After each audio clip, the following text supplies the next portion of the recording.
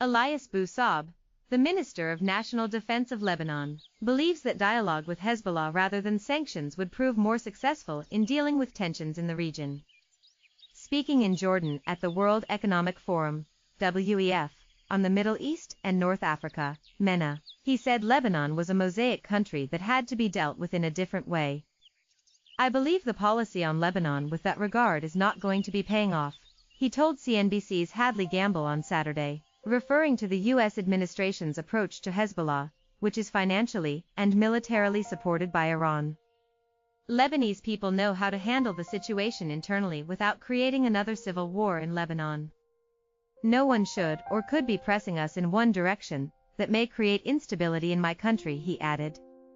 Saab's comments come after recent reports indicating that the United States is considering sanctions against allies of Lebanon's Parliamentary Speaker Nabi Berri due to his ties with Hezbollah and Iran. "We are talking with the Americans. We are having dialogues with them, and we are explaining the situation.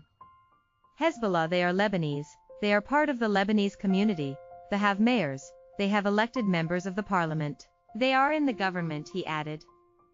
Hezbollah, which operates as both a political party and paramilitary group, and is designated by the U.S. as a terrorist organization, made record gains during Lebanon's elections in May 2018. It is widely seen as the most powerful political force in Lebanon today. The only group to maintain a paramilitary force since the end of Lebanon's bloody 15-year civil war in 1990, the Shia organization ignores the official Lebanese policy of staying out of regional conflicts and has been active most notably in Syria in support of Syrian President Bashar Assad. Saab is a member of Lebanese President Michel Aoun's Free Patriotic Movement, a Maronite Christian party, and a political ally of Hezbollah. In 2006, the two parties signed a Memorandum of Understanding, the first such alliance between major Shia and Christian parties in Lebanon's history. Hezbollah holds 3 seats in the Lebanese cabinet and is allied with Berri's political party, the Amal Movement. The Trump administration's reported targeting of Berri and his inner circle marks an escalation of its maximum pressure policy against Iran and its proxies in the Middle East. On a recent trip to Beirut, Secretary of State Mike Pompeo pledged to choke off the financing, the smuggling and the misuse of government positions and influence that feeds Iran and Hezbollah.